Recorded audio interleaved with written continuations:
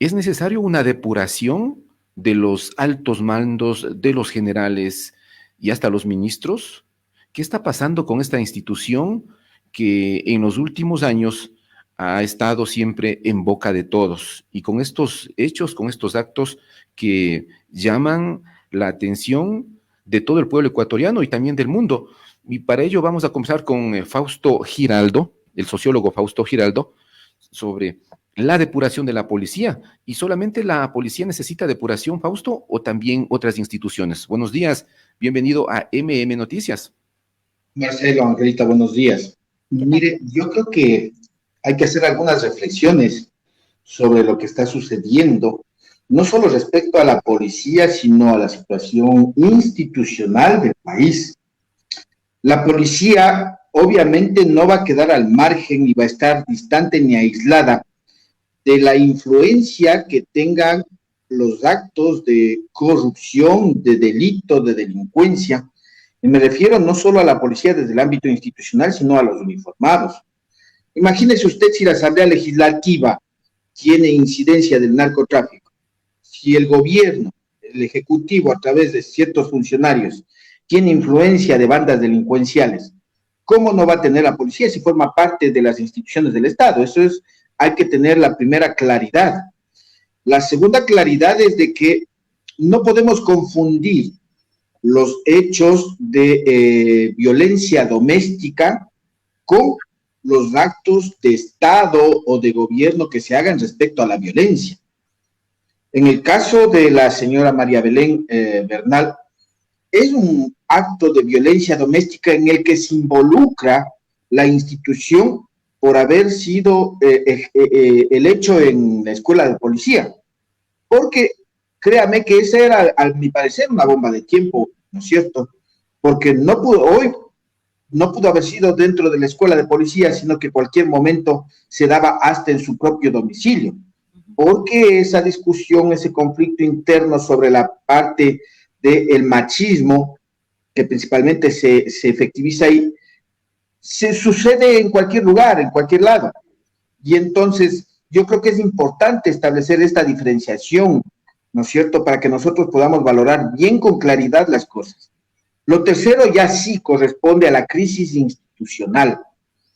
Este hecho de la abogada levanta algunos temas y críticas y cuestionamientos, pero algunos temas relevantes que deben ser analizados desde el ámbito de la institución, de los órganos regulares, capaz de que se pueda sanear lo que sucede. Usted ha dicho, no solo la policía, todas, pero en este caso particular, hablemos de la policía.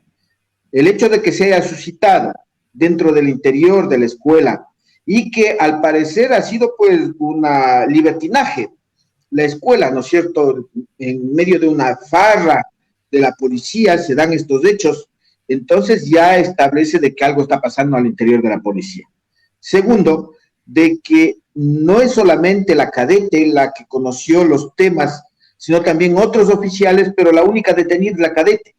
Hay una incidencia patriarcal, obviamente, cuando se detiene solo a la mujer y no a todos los que están alrededor en ese entorno, que se habla de alrededor de 10 o 12 personas más, incluido el guardia de turno que permitió sin desarrollar o aplicar los protocolos necesarios para ver con qué sale, cómo sale, ¿no es cierto? Que imagínese usted, en la entidad que yo trabajo se hace eso, y que no es la policía, más aún con mayor razón la policía. Y tercero, porque yo creo que es necesario establecer o identificar la suma de los hechos en los que se ven involucrados los malos elementos de la Policía Nacional que hacen quedar mal a la institución. Malos elementos de aquellos que se vincularon a Don Nasa, aquellos que se vincularon al narcotráfico, estas bandas organizadas con la presencia de policías activos en las ciudades o provincias de la costa, ¿no es cierto? Este tipo de, imagínese usted, de deterioro del comportamiento policial individual, me refiero, cuando en el caso de Imbabura, por ejemplo, el policía contrata a un sicario para que mate a su propia hija, ¿verdad? Y lo que sucedió ahora con la señora Bernal. Entonces, estos elementos configuran, pues, un hecho de que hay una crisis. Lo lamentable es la respuesta que tiene esta crisis por parte de la autoridad política y la autoridad policial. Hay generales incluso que la embajada norteamericana les ha retirado la visa, considerándoles como enriquecimiento ilícito, etcétera, etcétera. Entonces, estos actos son los que hay que cuestionar y todo este tipo de comportamientos son los que hay que depurar. Desde el punto de vista del debido proceso, obviamente, porque no se trata de decir, vuelen cabezas, sino hacer el proceso de investigación que corresponda con el derecho a la defensa que tengan cada uno de los uniformados. Pero, Fausto, ¿cree que pueda suceder esto, una depuración de la policía? Simplemente se volarán las cabezas de los altos mandos y nada más, porque eso hemos visto. Una depuración de la policía a nivel nacional va a ser muy difícil. Mire, primero yo lo dudo que se vuelen las cabezas de los altos mandos. Quizá una o dos, pero no de los altos mandos, porque por lo general lo que se hace es encontrar chivos expiatorios para justificar la acción o la actuación de las instituciones. Aquí el primero que debe salir es el ministro del Interior, porque no ha dado respuesta y no ha estado a la altura frente no al hecho de la abogada, ¿verdad?, sino al hecho de conducir adecuadamente a la institución policial, frente a todos los acontecimientos que suman, y que entonces no se ha puesto a la cabeza de decir, como política institucional y de este gobierno vamos a depurar, a limpiar y a calificar la acción de la Policía Nacional. Parte de la calificación de la acción de la Policía Nacional implica entonces realizar procesos de seguimiento y evaluación permanente a los uniformados. Significa también entender las condiciones de relación o comportamiento que tienen con sus familias, ¿no es cierto?, con su entorno social. Significa también entender cuál es la condición socioeconómica por la que atraviesan los policías uniformados para evitar de que ellos se vinculen a delitos como el narcotráfico, pues, ¿no es cierto?, como el lavado de activos, ¿no es cierto?, como el enriquecimiento ilícito que se genera en este país. Entonces, parte de aquello corresponde a la política que el ministro debió haber implementado desde el gobierno. El otro que debe irse es este señor secretario de Inseguridad del país, Ordóñez, me parece, porque él habla de un espíritu de cuerpo que no es adecuado, ni para la Policía Nacional, ni para las Fuerzas Armadas, ni para un ministerio, ni para una universidad, porque no se puede dar prioridad al tema del prestigio institucional que todo el mundo sabe que está carcomido frente a una realidad que se llama vida, que se llama existencia de un ser humano y que fue violentado este derecho a la vida. Y sus intervenciones reflejan entonces cuál es el concepto del criterio respecto a la vida. Obviamente tienen que salir algunas cabezas, no se puede decir todas las cabezas del comando de la policía, pero tiene que hacerse una depuración en toda la estructura y la institución, pero esto corresponde a una decisión política del gobierno central. Y la decisión política tiene una vinculación muy clara. Le comento, don Marcelo, cuando nosotros hemos leído la primera pregunta y la fundamentación de la primera pregunta de la consulta popular, ese documento extenso de 470 hojas, ¿qué sabe lo que fundamenta? Fundamenta que la policía no está profesionalmente capacitada para enfrentar el delito en el país. Eso fundamenta. Leamos bien, entendamos bien. Quizás no dicen los términos que yo estoy mencionando el día de hoy, pero si le entendemos el contenido, entonces está señalando que hay problemas y la pregunta es que intervengan las fuerzas militares para el control de la inseguridad, cuando la correcta debió haber sido entonces que se implemente una política institucional para corregir todas estas desviaciones y degeneraciones que existen al interior de los uniformados y que están haciendo quedar mal a la institución. Yo creo que sí hay cómo implementar una política de depuración al interior, pero partiendo por una decisión y voluntad política del gobierno. ¿Nos quedaríamos con pocos policías, Fausto? Si nos ponemos a depurar, las Fuerzas Armadas, ¿nos quedaríamos con pocos elementos en esta institución? ¿O cree que los buenos son más? Yo creo que los buenos son más, primero. Segundo, yo creo que la depuración no significa sacar y ahí queda. La depuración significa generar condiciones adecuadas de reclutamiento. En el reclutamiento también es obvio que nosotros debemos tomar en cuenta cuáles son las características y condiciones. Recientemente hubo una denuncia en donde una muchacha suplanta a su hermana para que pueda acceder dentro de las pruebas a una institución de seguridad. Fíjese usted, en el reclutamiento ya hay la trampa.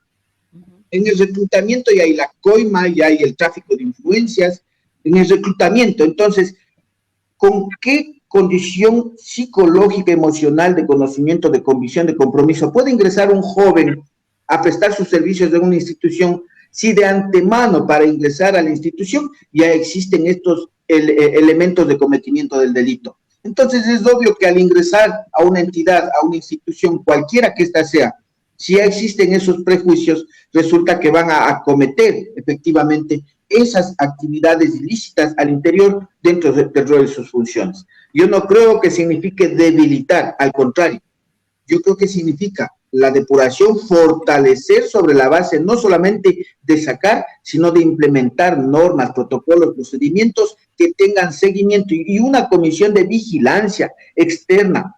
Claro, obviamente aquí le correspondería a la Asamblea Legislativa desarrollar acciones de fiscalización, pero ¿qué fiscalización podemos pedir a una entidad que no tiene ni el 4% de confianza y credibilidad de los ecuatorianos y que es la institución más corrupta como es la Asamblea Legislativa, donde se cobran diezmos y se reparten los puestos a diestra y siniestra, ¿no es cierto? Y es donde se centra el delito también en el país. Fausto, la decisión de poner un mando policial completamente comandado por mujeres, ¿podría ser una decisión adecuada? No solamente en esta institución, hablemos de la empresa privada, por ejemplo, jefes de personal, de recursos humanos, que sean mujeres, que no se sientan tentados a ver a una chica bonita e invitarle a que sea parte de esa empresa a cambio de otro tipo de favores. Que no vaya a ser una respuesta reactiva, es decir, porque está cuestionándose en la escuela la conducción de este director que fue removido por el presidente de la República, y entonces ponemos una profesional mujer para que dirija la escuela, y ahora la mayoría de maestras van a ser mujeres, y quienes formulen la currícula de la escuela van a ser mujeres, y etcétera, etcétera, que no sea una respuesta reactiva frente a la crítica y al cuestionamiento que está existiendo. ¿Por qué? Porque la presencia de la mujer en el espacio de gobierno, de dirección, de administración, debe ser una política, ¿no es cierto?, en la que primero tenga la convicción y la decisión de la mujer de participar, y segundo, en que el Estado garantice ese derecho de la mujer a participar. Eso debe ser claro.